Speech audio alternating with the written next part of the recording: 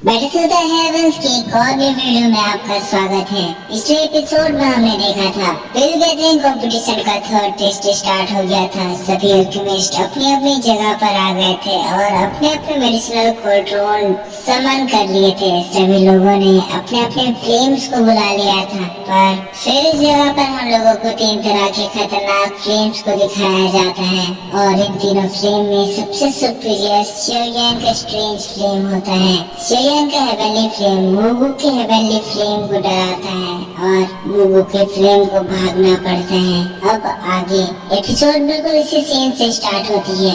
शियोयन का heavenly flame Mugu की ओर दहाड़ लगाता है, पर मुगु ये देखकर शियोयन की ओर देखता है और कहता है पिल रिफाइनिंग कोई ऐसी चीज नहीं है जो सिर्फ एक स्ट्रॉन्ग हेवनली फ्लेम के ऊपर रिलाई करती है। लड़की इतनी जल्दी खुश मत हो, अभी पूरा गेम बाकी है। बस शियोयन ये सुनते ही अपना हाथ को उठाता है और उसके बाद अपने हेवनली फ्लेम को मेडिसिनल क्वाड्रोन में एंटर करवाता है। क्वाड्रोन के अंदर आग जलने लगती है। शियोयन स्टोरेज रिंग से काफी सारे मेडिसिनल इंग्रेडिएंट्स बाहर निकालता है। एक एक करके शियोयन उन मेडिसिनल इंग्रेडिएंट्स को मेडिसिनल क्वाड्रोन में डालता है। एक बार ये काम होता है, फिर शियोयन फ्लेम को कंट्रोल करते हुए अपनी सोल पावर के हेल्प से उन मेडिसिनल इंग्रेडिएंट्स को रिफाइन करने लगता है और कुछ ही सेकंड्स में हम देखते हैं ये सारे मेडिसिनल इंग्रेडिएंट्स सबसे पहले तो लिक्विड का फॉर्म लेते हैं, जिसके बाद ये पांचों अलग अलग लिक्विड्स एक में मिलकर फाइनल पिल का एक कंपोनेंट बनते हैं। स्वान कुंगजी शियोयन को ये करता हुआ देख रहे थे। देखकर वो इम्प्रेस हो जाते हैं। स्वान कुंगजी कह रहे हैं शियोयन काफी ज्यादा फास्ट है। अभी इस कंपटीशन के स्टार्ट हुए सिर्फ 10 ही मिनट बीते हैं और लगता है शियोयन ने मेन मेडिसिनल इंग्रेडिएंट के फर्स्ट पार्ट को सक्सेसफुली इंटीग्रेट कर लिया है। सभी लोग शियोयन को देख रहे हैं। शियोयन काफी अच्छे तरह से रिफाइनिंग कर रहा है। तीनों हेड्स शियोयन के परफॉर्मेंस को देखकर खुश है, पर इस रिफाइनिंग का सेकेंड फेज आ जाता है। शियोयन अपनी स्टोरेज रिंग से इस पिल के 3 मेन इंग्रेडिएंट्स को समन करता है। क्वाड्रोन के टॉप को उठाता है और तीनों मटेरियल्स क्वाड्रोन के अंदर चले जाते हैं। शियोयन कहने लगता है ये तीनों इंग्रेडिएंट्स हैं, इसे पाने में मुझे बहुत ज्यादा दिक्कत हुई। ये इतनी ज्यादा रेयर है कि अगर मैं इस बार कोई मैसअप कर देता हूँ तो शायद अगली बार मुझे ये इंग्रेडिएंट कब मिले इसका कोई अंदाजा नहीं है। इनको रिफाइन करते हुए मुझे सबसे ज्यादा सतर्क रहना होगा। जिसके बाद शियोयन कंसंट्रेट करता है और फिर इस मेडिसिनल क्वाड्रोन में मास्टर याला का बोन चिलिंग फ्लेम भी मिलाता है। बोन चिलिंग फ्लेम की वजह से वो जो तीनों इंग्रेडिएंट्स है वो कुछ ही देर में पूरी तरह से लिक्विड फॉर्म ले लेते हैं। लिक्विड फॉर्म लेने के बाद जो पहला लिक्विड बना था उस लिक्विड की ओर घूमने लगते हैं और फिर फाइनली शियोयन उनको धीरे धीरे करके उस लिक्विड से मिलाता है। ये प्रोसेस बहुत ज्यादा डिफिकल्ट था। ये करने के लिए शियोयन को अपने मेडिसिनल क्वाड्रोन का टेम्परेचर बहुत ज्यादा बढ़ाना पड़ता है और ये मर्जर काफी ज्यादा लंबा चलता है, इतना लंबा कि सुबह से शाम और फिर रात हो जाती है। हम लोगों को दूसरे अल्केमिस्ट को भी दिखाया जाता है जो लोग इस प्रोसेस के दौरान फेल हो रहे थे। मतलब यहाँ पर हाई लेवल की पिल को बनाने की ये लोग कोशिश तो कर रहे हैं, पर इसकी वजह से पिल मेकिंग में फेलियर के चांसेस बहुत ही ज्यादा बढ़ गए हैं और मोस्टली हर एक अल्केमिस्ट इस रिफाइनिंग में फेल होता जा रहा है। पर इस असेसमेंट के मेन कैरेक्टर्स लगातार अपनी रिफाइनिंग कर रहे हैं और ये लोग एक हाई ग्रेड का पिल बना रहे हैं। फिर रात से सुबह हो जाती है। हम लोगों को ऑडियंस को दिखाया जाता है जो लोग यहाँ बैठे बैठे बोर हो रहे थे। यहाँ बोर वही लोग हो रहे हैं जिनको इस अल्केमिसी में कोई इंटरेस्ट नहीं है, जैसे कि सियोंगजान। जिसका यहाँ बैठ बैठ के कमर दर्द हो गया है। सियोंग-सान अपने में बड़बड़ा रहा है, कह रहा है मैं बेलरल से यहाँ पर आया है ताकि मैं थोड़ी देर आराम कर सकूं, कुछ देर मस्ती करूं, पर यहाँ पर तो मुझे बैठना पड़ रहा है। लग रहा है कि महीनों महीनों तक मैं यहाँ पर बैठकर इन लोगों को इसी तरह से पेड़ बनाते हुए देखता रहूंगा। मेरी किस्मत इतनी ज्यादा खराब क्यों है? अब मैं क्या करूं? अपने में ये बड़बड़ा रहा था, तभी जियान इसको टोकती है और जियान की आवाज सुनते ही सियोंग-सान अच्छे बच्चे की तरह चुपचाप बैठ जाता है। पर क्योंकि अब काफी समय बीत चुका है तो जितने भी अल्केमिस्ट बचे हैं उनकी इस रिफाइनिंग से मेडिसिन की बहुत सुंदर खुशबू इस पूरी जगह में फैल गई है और ये खुशबू हमारे जियान के नाकों तक जाती है, जिसको सुनकर जियान काफी ज्यादा खुश हो जाती है। कहती है एक बार ये अल्केमिस्ट्री कंपटीशन खत्म हो जाता है तब फिर मैं इन सभी लोगों से ये पिल्स मांग कर खा लूंगी। यहाँ पर काफी ज्यादा स्ट्रॉन्ग और अच्छे पिल्स बनाए जा रहे हैं। लेकिन तभी आसमान में एक ऑरेंज रोशनी फैलती है, एक धमाका होता है और काले बादल घिर जाते हैं, बिजलियाँ कड़कने लगती है, जिससे हमें समझ में आता है कि एक TS7 का मेडिसिनल पिल फॉर्म हो चुका है। लिटिल फेरी डॉक्टर ये सभी लोग खड़े हो जाते हैं। ये लोग इस अल्केमिस्ट कंपटीशन की तारीफ कर रहे हैं।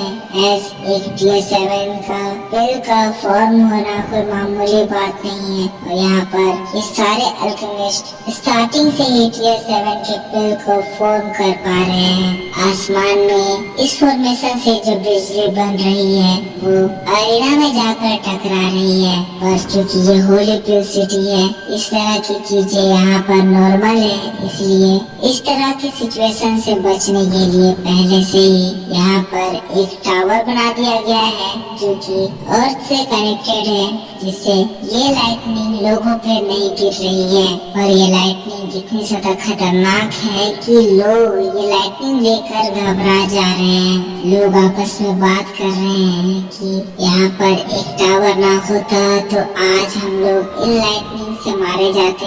दूसरा पर्सन कहता है TS7 का पिल होली पिल सिटी में फॉर्म होना मामूली बात है, इसी वजह से इस तरह की सिचुएशन से बचने के लिए ये लोग पहले से इंतजाम कर लिए हैं। जिसके बाद वहाँ पर हम लोग और भी 3 TS7 के पिल के फॉर्मेशन वाली लाइटनिंग देखते हैं। बाइकलैंड का डिसाइपल TS7 का लोअर ग्रेड का पिल बनाता है। क्यूबलैंड का डिसाइपल TS6 के हाई ग्रेड का पिल फॉर्म करता है और दान क्लैन से सियाओदान TS7 के मिडिल ग्रेड का पिल फॉर्म करता है।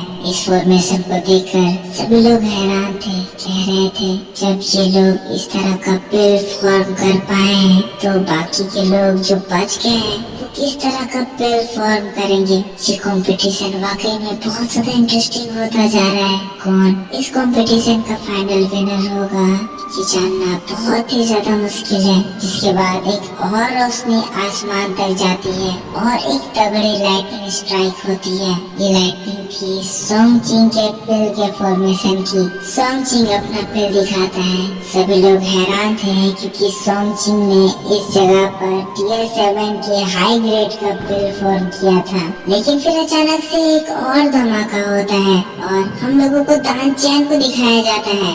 दान चैन तो इस धमाके से घबरा गई थी, पर दान चैन ने भी सक्सेसफुली एक TS7 का पिल फॉर्म कर लिया था। और दोस्तों दान चैन के पिल के फॉर्मेशन से जो एनर्जी निकली थी वो तो अभी तक के सारे एनर्जी से बहुत ही ज्यादा स्ट्रॉन्ग थी। यहाँ पर तूफान बनने लगते हैं, जिसके बाद एक बहुत ही स्ट्रॉन्ग ग्रुप में लाइटनिंग स्ट्राइक अरीना में गिरती है। पर उसके बाद एक प्यारी सी रोशनी नीचे जमीन की ओर आने लगती है।